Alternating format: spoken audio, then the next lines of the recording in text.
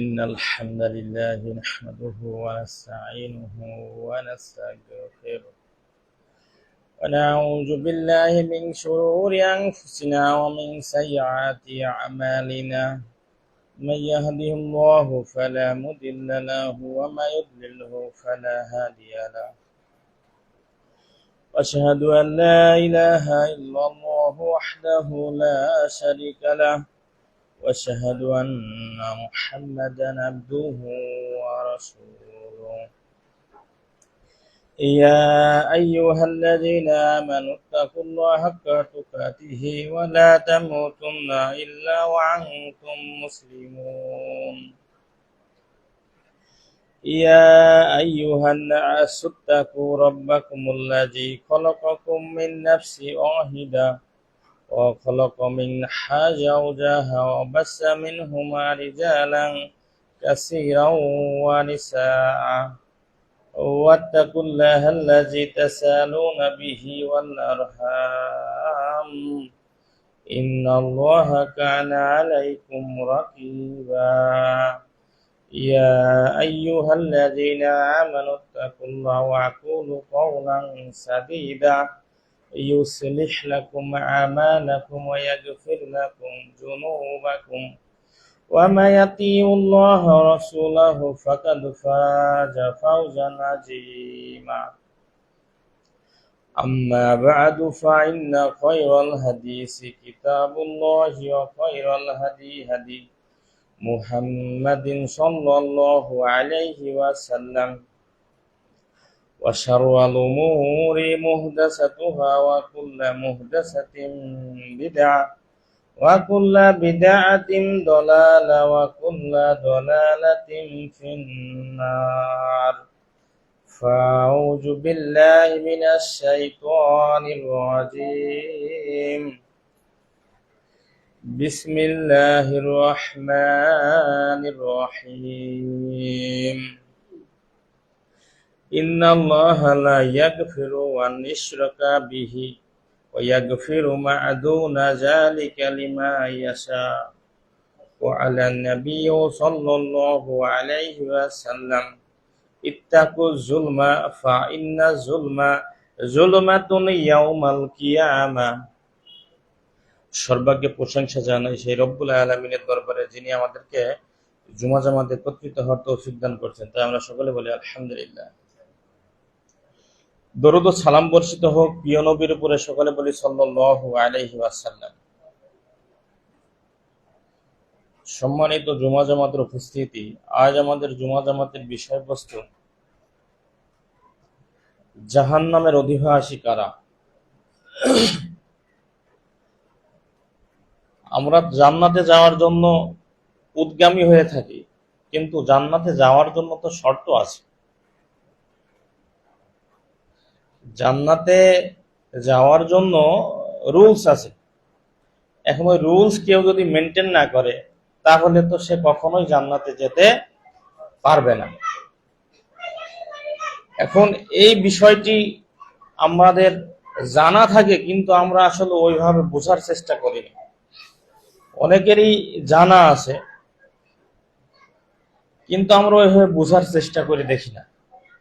তো এটা মূলত আমাদের বুঝে দেখতে হবে, না হলে আমরা মুসিবতে পড়ে যাব, খুব মুসিবত, যা ওটা উতরানো আমার আপনার দ্বারাই সম্ভব হবে না। আপনি সালাত পড়েন না, জান্নাতের যাওয়ার জন্য আপনার আকাঙ্ক্ষা, নাউজুবিল্লাহি মিন যালিক, এটা নিকৃষ্ট কাজ। সালাত না পড়ে আপনি জান্নাতে যাওয়ার জন্য আপনি আশাবাদী, লা হাওলা ওয়ালা কুওয়াতা ইল্লা বিল্লাহ। আপনি সালাতও পড়েন আবার সুদও খান, নাউজুবিল্লাহি মিন যালিক, যা আসলে কর্মগুলো হারাম ভক্ষণকারী কিভাবে জান্নাতে যাবে, এটা তো আপনার আসলে বুঝতে হবে। আপনি জান্নাতে যেতে চান, আবার শরীক ফাঁকি দিয়ে বসে আছেন, লা হাওলা ওয়ালা কুওয়াতা ইল্লা বিল্লাহ। এগুলো তো জান্নাতে যাওয়ার জন্য শর্ত নয়। এগুলো জান্নাতে যাওয়ার জন্য শর্ত নয়।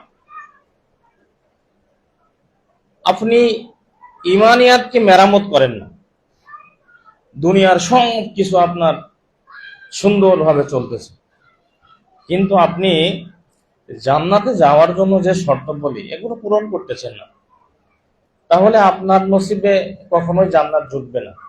এটা চিরন্তন সত্য কথা। এখন এই জায়গায়ও যদি আপনি বলেন যে ও আল্লাহ ভালো জানে, নাউজুবিল্লাহ, এ আপনি একদম পাগল ছড়ার কিছু না। অনলাইন অফলাইন যারা খুতবা শুনতেছেন একটু মনোযোগ দিবেন। জান্নাতে যদি যেতে চাই তাহলে অবশ্যই জান্নাতে যাওয়ার জন্য যে শর্ত, অবশ্যই তা আমাদের পূর্ণ করতে হবে। আপনি জান্নাতে যাওয়ার জন্য যে শর্ত এগুলো যদি পূরণ না করি তাহলে তা সম্ভব নয়। এসএসসি পরীক্ষা তাদেরই হয় যারা পরীক্ষা দেওয়ার জন্য প্রস্তুতি নেয়, ফর্ম ফিল আপ করে, সেখানে উপস্থিত হয় নির্দিষ্ট সময়ে, যদি লেখে তাহলে তার পাস ফেলের কথা থাকে, আর যদি সে এগুলো না করে তাহলে সে কখনোই এসএসসি রেজাল্ট পাবে না।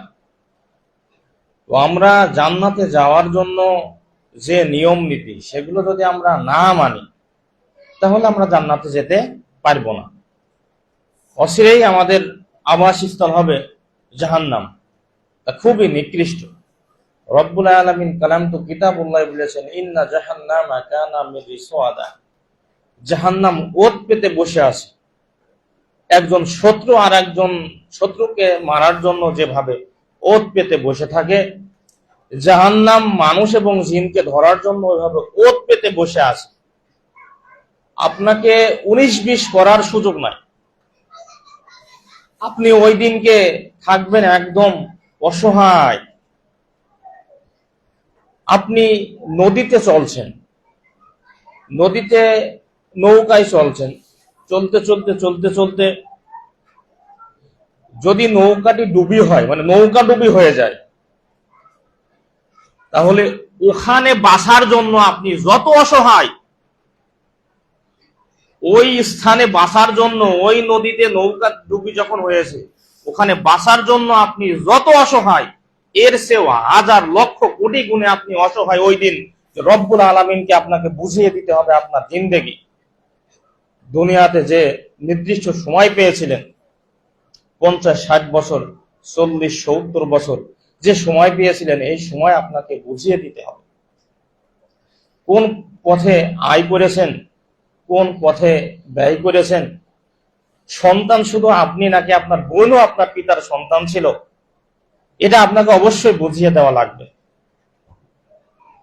আপনি কোট টাই শুট করে সুন্দর ভাবে চলাফেরা করতেছেন ছেলে মেয়ে নিয়ে, ছেলে মেয়ে সবচেয়ে ফার্স্ট ক্লাস ইউনিভার্সিটি গুলোতে পড়ালেখা করতেছে, বুয়েট, ঢাকা ইউনিভার্সিটি, এই সমস্ত জায়গায় পড়তেছে, আর আপনার বোনের ছেলে ভ্যান চালায়। লা হাওলা ওয়ালা কুওয়াতা ইল্লা বিল্লাহ। আপনি সম্পদ দেননি বোনের, যার কারণে বোনের সন্তান ভ্যান চালায়, তার মেয়ে বিয়ে হয়েছে ভ্যান চালকের সাথে, আর আপনি আপনার ছেলে পড়তেছে ঢাকা ইউনিভার্সিটি, মাসে দেন 30,000 টাকা, কোনো অসুবিধা নেই। নাউজুবিল্লাহ, কিভাবে আপনি জান্নাত পেতে পারেন? কিভাবে আপনি জান্নাত পেতে পারেন? তা কখনোই সম্ভব না। এখান থেকে যদি আমরা ঝিনাইদহে যাই, ঝিনাইদহে যাওয়ার পথ আছে এই দিকে, আমি যেখানে দাঁড়িয়ে আছি পূব দিকে, আমরা যদি পশ্চিম দিকে চলতেই থাকি তাহলে কখনোই মনে হয় ঝিনাইদহ পাওয়া সম্ভব না। তো আমাদের নসিবে কপালে ঝিনাইদহ জুটবে না, কারণ ঝিনাইদহ পূব দিকে রেখে আমরা চলতেছি পশ্চিম দিকে, তা পশ্চিম কালেও সম্ভব না। সেই জন্য এক শ্রেণীর মানুষ যদিও উদাহরণ দেয় ভালো, কিন্তু তাদের উদ্দেশ্য খারাপ। জান্নাত কোথায়? জান্নাত তো তোর বাড়ি। যদিও বললাম যে মানে অবশ্যই ব্যাখ্যা হিসাবে ভালো দেয়, কিন্তু উদ্দেশ্য খারাপ।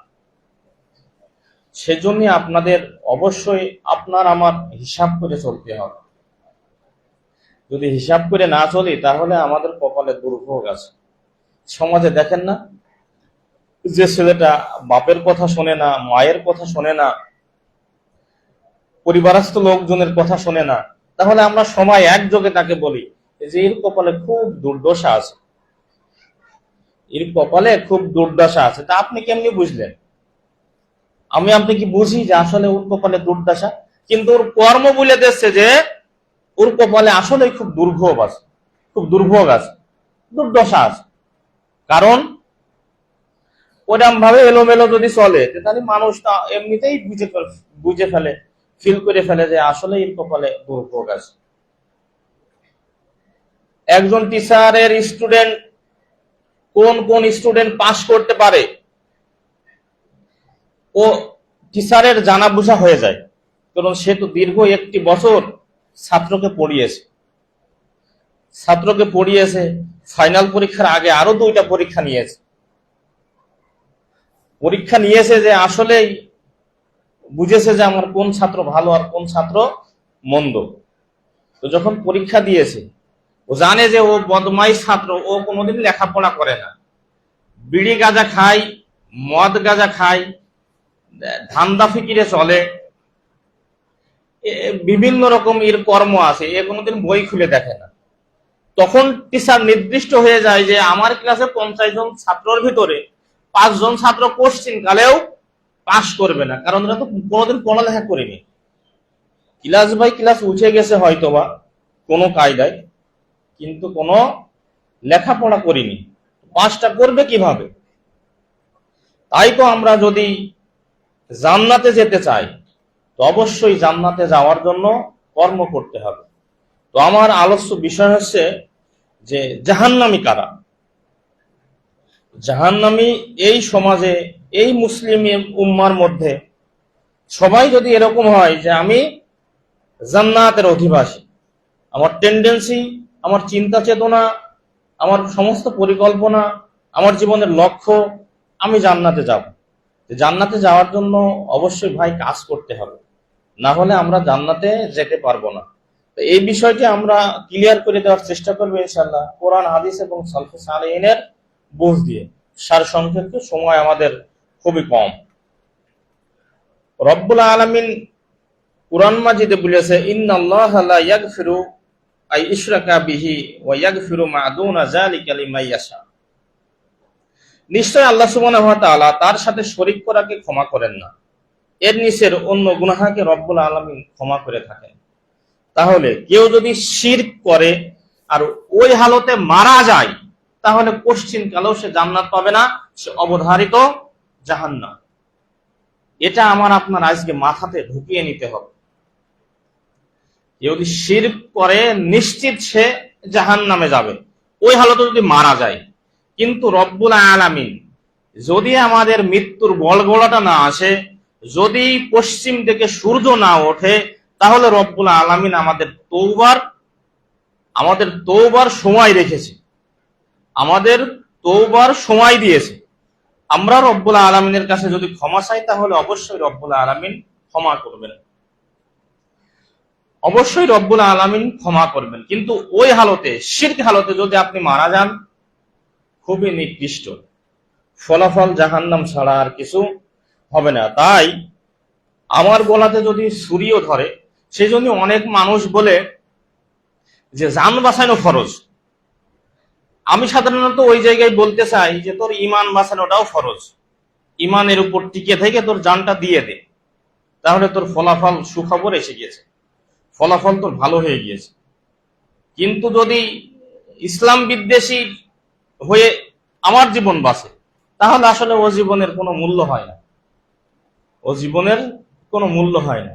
তাই ইমানিয়াতের উপরে টিকে থেকে জীবনকে যাওয়ার চেষ্টা করতে হবে ইনশাআল্লাহ। আপনি আপনার সন্তানকে বাঁচানোর জন্য শিরক করলেন, নাউজুবিল্লাহি মিন যালিক, সন্তানকেও ধ্বংস করলেন, আপনি নিজেও ধ্বংস হলেন, কি একটা মুসিবত করলেন দেখেন। কিন্তু ওই হালতে শিরক না করে যদি সন্তান মারা যেত তা আপনি কল্যাণ পেতেন, অবশ্যই যা যায় খায়ের পেতেন দুনিয়া এবং আখিরাতে, সন্তান এবং আপনি দুজনায়।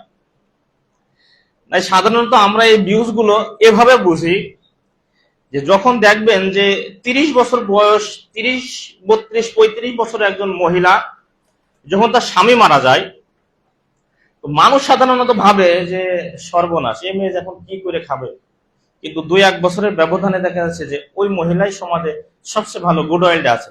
স্বামী মরে যায়, তার ভালো চলে, তার চলাফেরাটা ভালো হয়ে গেছে।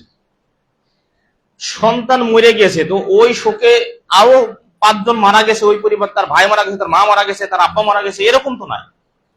কিন্তু যদি আপনি শিরক করে ফেলেন, তো আপনি বুঝতে পারছেন যে রব্বুল আলামিনকে আপনি ভাগাভাগি করে ফেলছেন। তো এই শিরক না করে আপনি ইমানিয়াতের উপরে ঠেকে আপনার সন্তান মারা যাক, আপনার সন্তান মারা যাক, কিন্তু আপনার ইমানকে ধারণ করে থাকেন। ইমানকে যদি ধারণ করে থাকেন, তাহলে আপনি কল্যাণকামী, আপনার সন্তান কল্যাণকামী, দুনিয়া এবং আখিরাতে। যদিও বাহ্যিকভাবে আমরা নাও দেখতে পারি, বাহ্যিকভাবে আমরা নাও দেখতে পারি, ইসলামের বিষয়গুলো মূলত এরকমই। আপনার তো অবশ্যই রব্বুল আলামিন পরীক্ষা করবেন, ওয়ালা নাবলুওয়ান্নাকুম বিশাইইন মিনাল খাউফি ওয়াল জুই ওয়া নাকসিম মিনাল আমওয়ালি ওয়াল আনফুসি ওয়াস সামারাত। রব্বুল আলামিন, আপনি ঈমান এনেছেন, রব্বুল আলামিন কুরআন মাজিদের সূরা আনকাবুতের প্রথম দিকে বলতেছেন যে তোমরা ঈমান এনেছো, এ কথা বললেই কি তোমাদেরকে ছেড়ে দেওয়া হবে, রেহাই দেওয়া হবে? ছেড়ে দেওয়া হবে না, ছেড়ে দেওয়া হবে না, তোমাদেরকে পরীক্ষা করা হবে। রব্বুল আলামিন সূরা বাকারার 150 পরে 152 নম্বর আয়াতে আল্লাহ সুবহানাহু ওয়া তাআলা বলতেছেন তোমাদেরকে অবশ্যই 52 ওই জায়গায় 53-54 সম্ভবত হতে পারে ইনশাআল্লাহ, আল্লাহ রাব্বুল আলামিন বলছে তোমাদেরকে পরীক্ষা করা হবে। জান দ্বারা মাল দ্বারা ক্ষয়ক্ষতি দ্বারা, সন্তান সন্ততির ক্ষতি দ্বারা, ক্ষেত খামারের ক্ষতি দ্বারা, গরু বাছুরের ক্ষতি দ্বারা, স্বর্ণরৌপ্যের ক্ষতি দ্বারা, এই ক্ষতি দ্বারা আপনাদেরকে পরীক্ষা করা হবে।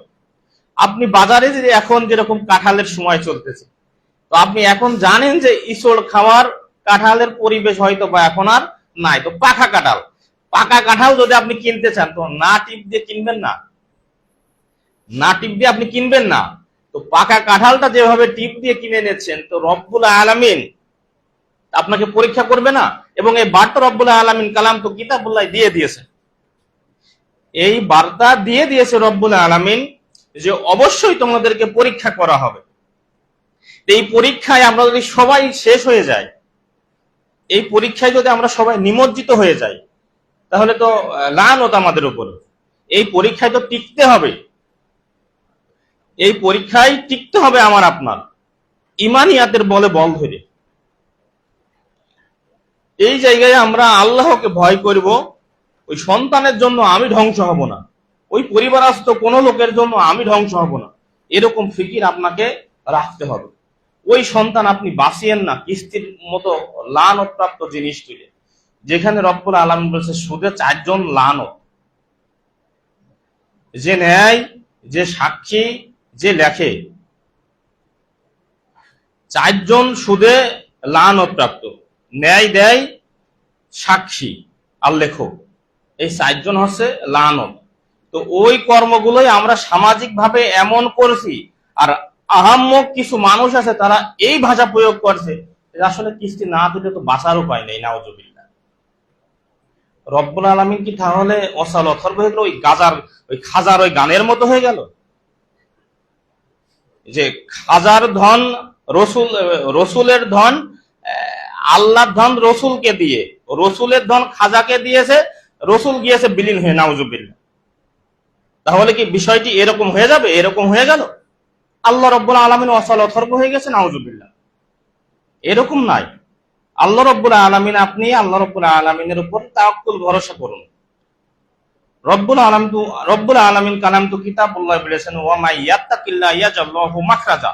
কেউ যদি আল্লাহ সুবহানাহু ওয়া তাআলার উপরে ভয় ভীতি করে, তাহলে রব্বুল আলামিন তার দুনিয়াতে যে কোনো উপকরণ দেবেন যেন সে চলতে পারে। আজকে আপনি খুব বড় পর্যায়ে আছে, এখন কালকে আপনি দুর্বল কোনো কাজ করতে পারবেন না, এটা কোনো কিছু হইল? এটা তো অহংকার যে আমি এই পরিবারের লোক।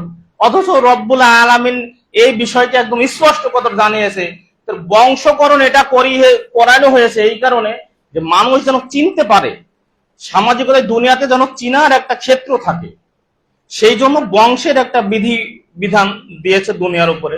এই বংশ মানে যে অনুশাস্তি হবে, বংশ মানে যে খুব আম হয়ে গেছি, আমার বংশের লোক জোন বেচে না, আমার বংশের লোক এই কর্ম করে না, আমার বংশের লোক এই কর্ম করে না, নাউযুবিল্লাহি মিন যালিক। এটা একটা জাহালত, মূর্খতা ছাড়া আর কিচ্ছু নয়। কেন করতে পারবেন না? নবী রসুল জানেন না কি কর্ম করে গেছে দুনিয়াতে? সাহাবীরা কি কর্ম করে গেছে জানেন না? নবীগণ কামারের কাজ করেছে, আদম আলাইহিস সালাতু ওয়াস সালাম মাঠের কৃষি কাজ করে গেছে। তাহলে আপনার মর্যাদায় যদি নবীগণ যেত, তাহলে তো কৃষি কাজই আমরা জানতাম না, ভুলে যেতাম, শিখতামই না, যদি নবীগণ আমাদেরকে শিখিয়ে না যেতেন। সেই জন্য আপনি এই ধরনের গোলামিতে আপনি যেন না পড়ে। জান্নাতে যাওয়ার যে শর্ত বলি, অবশ্যই এই শর্ত বলে আপনাকে পূরণ করে চলতে হবে সর্বদা সর্বদা, সারাক্ষণ। কারণ দুনিয়াতে ইসলামকে জেনে বুঝে কালেমা গ্রহণ করার পর 5 ওয়াক্ত সালাত পর জেনে বুঝে ইসলামের উপর আবার ইস্তেকামাত হতে হয়, অটলিয়াত। এই ইস্তেকামাত হতে হবে এবং মৃত্যু পর্যন্ত এই ইস্তেকামাত আপনার মধ্যে রাখতে হবে।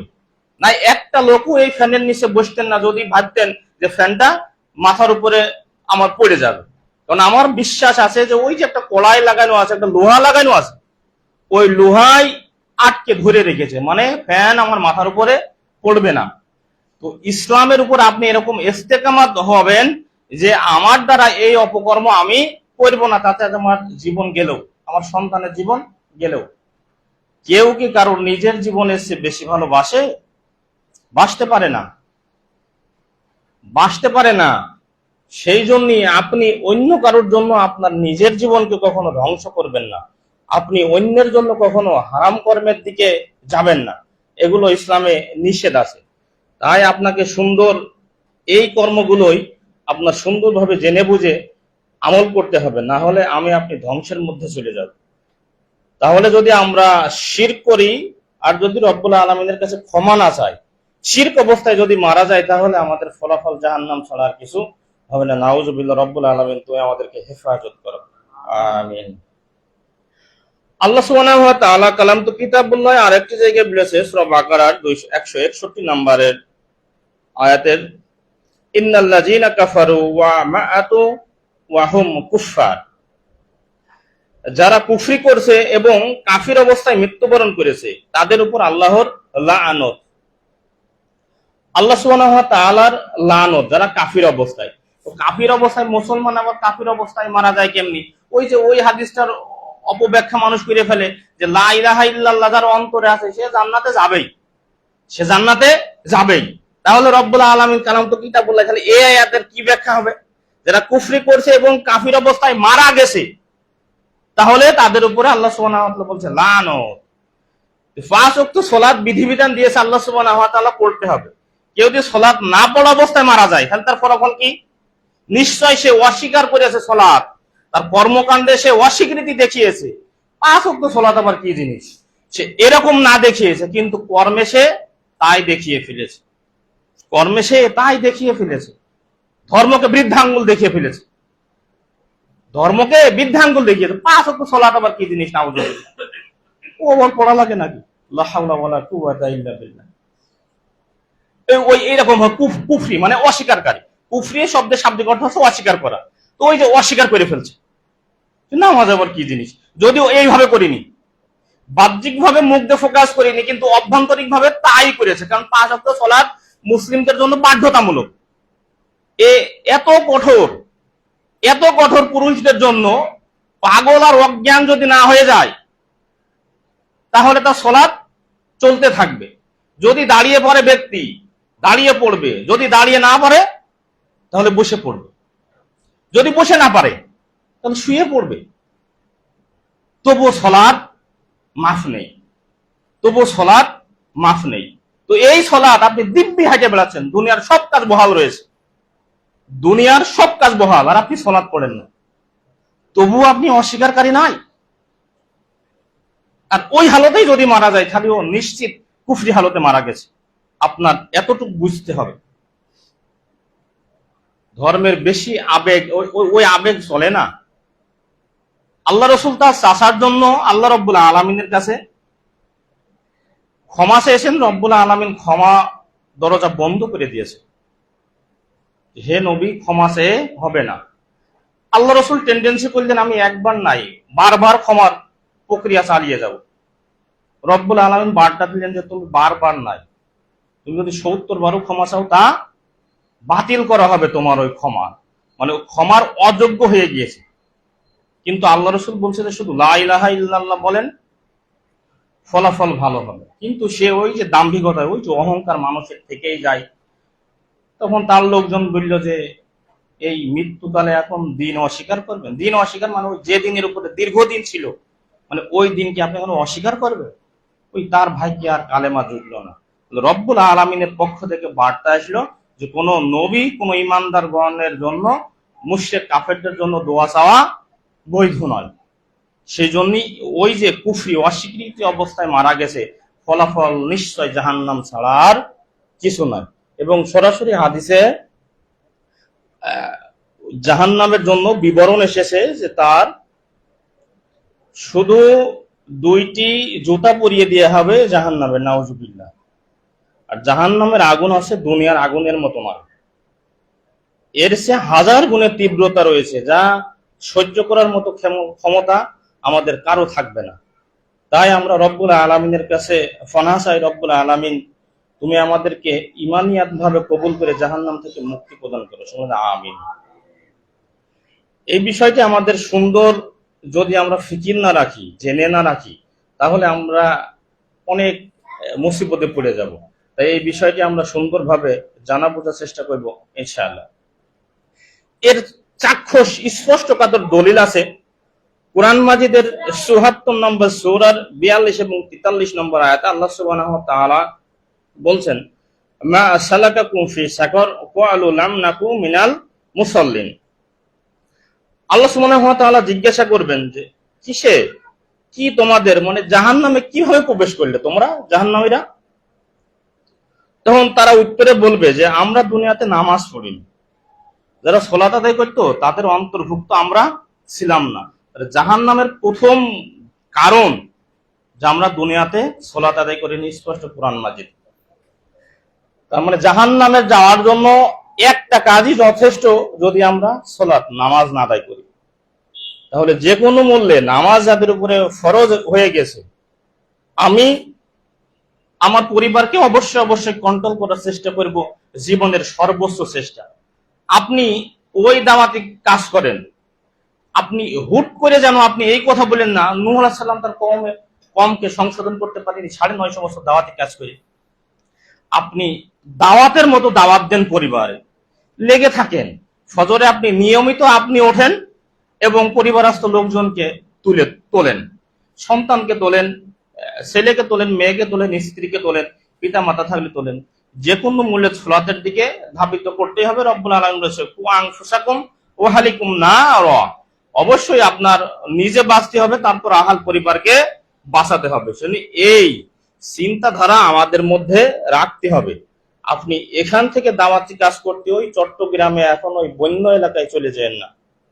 এখন ত্রাণ নিয়ে যাওয়া যায় বন্য এলাকায়, মানুষদের ত্রাণ দিলে হয়তো বা তারা খেয়ে পরে বাঁচবে। ওই দাওয়াতি কাজ আমরা করব অবশ্যই, সর্বপ্রথম আমাদের যেখানে দরকার এখানে করার চেষ্টা করব ইনশাআল্লাহ। তাহলে জাহান্নামে যাওয়ার প্রথম কারণই হচ্ছে সালাত আদায় না করা। তাহলে এই সালাত অবশ্যই আমাদেরকে আদায় করতে হবে, না হলে ফলাফল আমাদের জাহান্নাম ছাড়া আর কিচ্ছু হবে না। কোনো বেকুব যদি বলে যে না সালাত না আদায় করেও আমি জান্নাতে যাব, নাউজুবিল্লাহ, ও মনে করবেন যে ওই যে বস্তা পাগল রাস্তায় ঘুরে বেড়ায়, ন্যাংটা পাগল রাস্তায় ঘুরে বেড়ায়, ওর সেও বড় পাগল, ওর সেও বড় পাগলও, যার কারণে সে ওই কথা বলতেছে যে না আমি নামাজ কালাম না পড়লে কি হবে, ইমান ঠিক আছে, নাউজুবিল্লাহ। প্রথম কুরআন মাজিদে দেখলেন সূরা মুদ্দাসসির ৭৪ নম্বর সূরার ৪২-৪৩ নম্বর আয়াত আল্লাহ সুবহানাহু ওয়া তাআলা স্পষ্ট বলেছেন তোমরা জাহান্নামে কিভাবে আসবে। তখন জাহান্নামীরা বলছে যে আমরা দুনিয়াতে সালাত আদায়কারীদের অন্তর্ভুক্ত ছিলাম না। মানে প্রথম কারণই হচ্ছে এটা। তারপরে আল্লাহ সুবহানাহু ওয়া তাআলা সূরা মুদ্দাসসিরের 44 নম্বর আয়াতে বলছেন, ওয়া লাম নাকু নুতইমুল মিসকিন, আমরা অভাবগ্রস্তদেরকে খাদ্য দিতাম না। যারা অভাবী ছিল তাদেরকে আমরা কখনো তাকিয়ে দিতাম না, খাদ্য প্রদান করতাম না। খাদ্য প্রদান না করলেও উৎসাহিত করতে হবে, তাহলে অবশ্যই খাদ্য প্রদান করতে হবে। যারা অভাবগ্রস্ত আছে, যারা ফকির মিসকিন আছে, এদেরকে অবশ্যই খাদ্য প্রদান করতে হবে। আমরা রমজানকালীন অনেক ফতোয়া মাসলা মাসাইল শুনে থাকি, কিন্তু অন্যান্য মাসে, রমজান মাসে আমরা দেব, তাহলে অন্যান্য মাসে কি আমরা দেব না? না হলে সব লোক কিভাবে, কি খেয়ে বাঁচবে, কিভাবে বাঁচবে? অবশ্যই এই দানের হাত আমাদেরকে প্রশস্ত করতে হবে। অভাবগ্রস্তদের অবশ্যই পাশে আমাদেরকে থাকতে হবে। আপনার ইমানি দায়িত্ব, আপনি নিজে যে তাদের খোঁজ খবর নেবেন যে তারা কোন হালতে মূলত আছে। তাহলে এটাও একটা কারণ ওর সাথে, যে আমরা অভাবগ্রস্তদেরকে খাদ্য দিতাম না। অবশ্যই এই মানুষদেরকে আপনাকে দেখতে হবে। আল্লাহ সুবহানাহু ওয়া তাআলা আরেকটি আয়াত প্রদান করেছেন একই সূরাতে, ওয়া কুননা নাখুদু মাআল খায়দিন, আমরা অসত্যে লিপ্ত লোকদের সঙ্গে লিপ্ত থাকতাম না। লিপ্ত থাকতাম, অসত্য ব্যক্তি সত্যবাদী নয়, ব্যক্তি সঠিক নয়, অথচ তাদের সঙ্গে আমরা থাকতাম। যেখানে থাকার কথা সেখানে থাকতাম না। সালাত আদায়কারীদের মধ্যে তো থাকতামই না। সত্যনিষ্ঠ, যারা সৎ, যারা সুন্দর প্রকৃতির মানুষ, আমরা তাদের সঙ্গে থাকতাম না। আমরা যারা অসুন্দর তাদের কাছে থাকতাম। নাই ওই যে কুরবানির সময় মাসলা মাসাইল দেখেন না, যে 7 ভাগে কুরবানি দেওয়ার জন্য মাসলা মাসাইল জানার চেষ্টা করে। তখন একজন আলেম যখন বলেছে যে 7 ভাগে হবে কিন্তু সবাই নামাজি হতে হবে, তখন থেকে আছে 5 জন নামাজি ছিল আর 2 জন ছিল বেনামাজি। 2 জন বেনামাজিকে বাতিল করেছে। এবার ওই 2 জন বেনামাজি কি সেন্টিকেট করেছে দেখেন। ওই 2 জন বেনামাজি বলছে যে আর 5 জন বেনামাজি খোঁজো, আমরা এইভাবে কুরবানি দেব। তাহলে কোন কাজটা আগে দরকার ছিল আর কোন কাজটা করতেছে দেখেন মুসিবত কি। মূলত সালাত আদায় কারিও কি হবে না, সালাত আদায় না করে কুরবানি দিয়ে কি ফায়দা হবে, কি ফায়দা হবে, এটাই তো আগে বুঝতে হবে। সেই জন্যই আমাদের ঈমান ভেঙে যায় কিভাবে, এইগুলো আমাদের আসলে অবশ্যই জেনে বুঝে নিতে হবে। জানা থাকলে আমাদের ভালো হবে। ইলম না জানা থাকা এটাও একটা ঈমান ভঙ্গের কারণ। যদি আমাদের জ্ঞান না থাকে তাহলে আসলে তো আমাদের ইসলামের যে রুলস এগুলো আমরা মেনটেন করতে পারবো না। সেজন্য অবশ্যই আপনাদের ইলম অর্জন করতে হবে, জ্ঞান অর্জন করতে হবে যে আসলে কি কর্ম করলে আমরা জাহান্নামে চলে যাব আর কি কর্ম করলে আমরা জান্নাতে চলে যাব। শুধু এই জিনিসটা মানুষ মানে পৃথক করতে পারলো না বলে মানুষ আসলে পরিবর্তনের দিক খুঁজে পেল না। অপকর্ম করলে মানুষ বলছে যে সবারই মরতে হবে, কিন্তু সংশোধন নেই। মানুষকে অপরাধী বলছে যে দেখো তিনি বিয়াদব, কি অপরাধ করেছে, অথচ নিজেই দেখা যাচ্ছে যে ওই রকম অপরাধী। মানে এরকম হচ্ছে, মানে নিজের যে উপলব্ধি বাহ্যিক ফোকাস করতেছে খুব ভালো, কিন্তু আসলে ওটা নিজের উপরে প্রয়োগ করতে হয় এটার ক্ষেত্রে ভুলে যায়। তাই এই বিষয়গুলো অবশ্যই আমাদের খেয়াল রাখতে হবে যে আসলে আমার বডি যদি এখন আমি মারা যাই তাহলে আমার ফলাফল জাহান্নাম হবে নাকি জান্নাত হবে।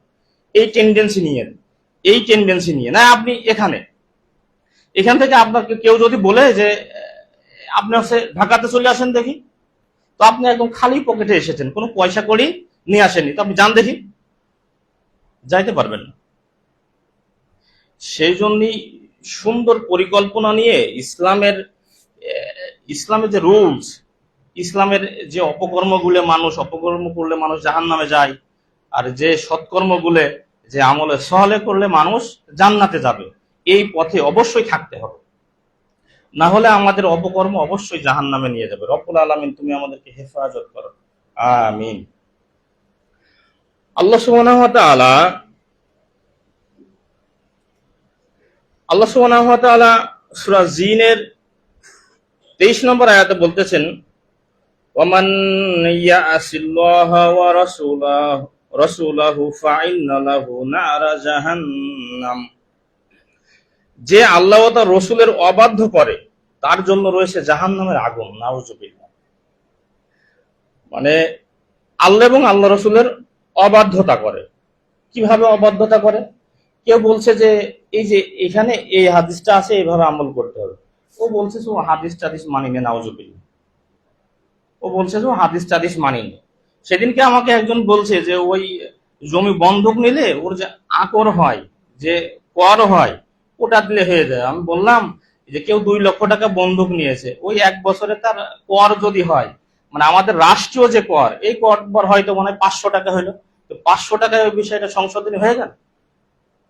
সে এখন হাসতেছে। আমি বলছি ওইটা, এটা বোঝার ভুল হয়েছে। ওই সময় আল্লাহ রসুলের সময় যে কর দিয়া থাকতো, এটা এই করটা মানে টাকার পরিমাণ বেশি ছিল, এবং ওই নামটা ঠিকই রেখেছে যে কর, কিন্তু ওই অর্থের হিসাবটা দেখেনি। যার কারণে এই কর্ম যদি কেউ করে, যে কিছু টাকা ওখান থেকে দিয়ে দিলে বা রাষ্ট্রীয় যে কর আছে এটা দিয়ে দিলে বৈধ হয়ে যাবে, তা কখনোই বৈধ হবে না জমি বন্ধকের ওই বিষয়টাই। সেই জন্যই হালাল হারাম এবং আল্লাহ রসুলের যে বিধিবিধান, মানে এই যে হাদিস নাই, এই বিষয়টি বলেছেন, তাহলে তো অবাধ্যতা, আল্লাহ এবং আল্লাহ রসুলের অবাধ্যতা। আল্লাহ রাব্বুল আলামিন বিধান জারি করেছে যে সালাত পড়তে হবে, আপনি অবাধ্যতায় লিপ্ত হলেন। আল্লাহ রসুল বিধিবিধান যে দাড়ি রাখতে হবে, কিন্তু দাড়ি না রেখেই বলতেছি আমরা অনেক ধরনের কথা, যা আমি আপনি সবাই জানি। ও তো ওই নিকৃষ্ট ভাষা থেকে, নিকৃষ্ট কর্ম থেকে আসলে ব্যাক করতে হবে। দাড়ি রাখলে সৌন্দর্য আসে, সৌন্দর্য হয়, তো ওইগুলো ওই কর্মে আমরা যাব না। জান্নাতে যাওয়ার জন্য যে কর্ম, আমরা সেই কর্ম করার চেষ্টা করবো ইনশাআল্লাহ। জাহান্নামে যে কর্ম দ্বারা জাহান্নাম হবে, সেই কর্ম অবশ্যই আমরা পরিহার করব।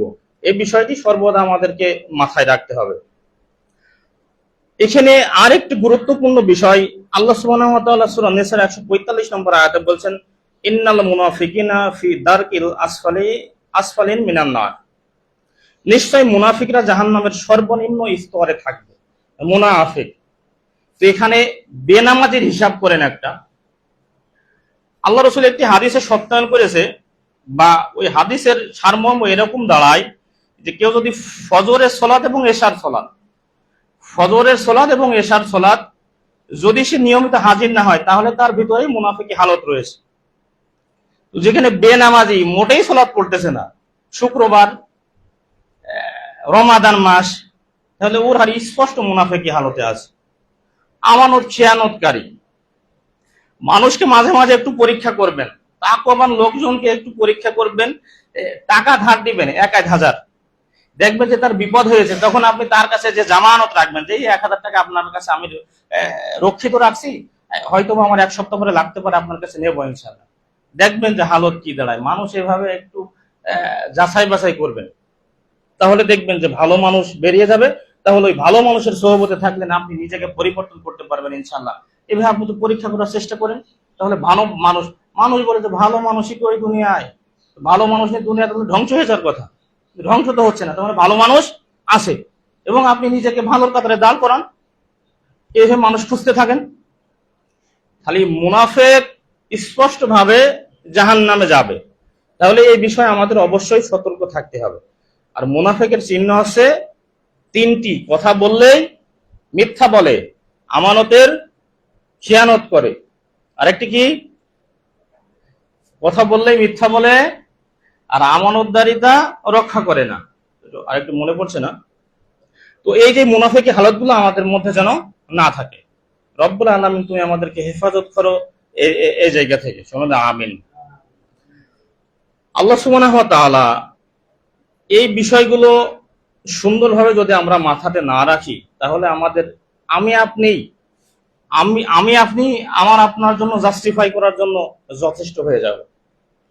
যে জাস্টিফাই করার জন্য আমরা দুনিয়ায় অনেক কর্ম জাস্টিফাই করে থাকি, যেরকম যে আসলে যদি অমুকের হাতে যদি বিদেশ যাওয়া হয়, ওর সর্বনাশ, ও তো চিটার মানুষ, ও লোক আবার বিদেশ নিতে পারে নাকি।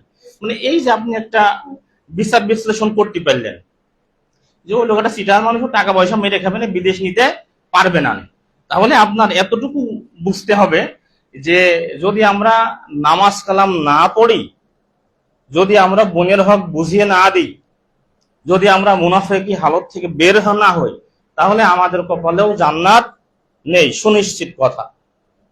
তো এই বিষয়গুলো আমাদের খোঁজ খবর নিয়ে নিয়ে ইলম অর্জন করে এখানে কি ইলম আছে, এখানে কোন জ্ঞান আছে, এই বিষয়গুলো আমি আপনি অবশ্যই জেনে বুঝে আমল করার চেষ্টা করবো ইনশাআল্লাহ।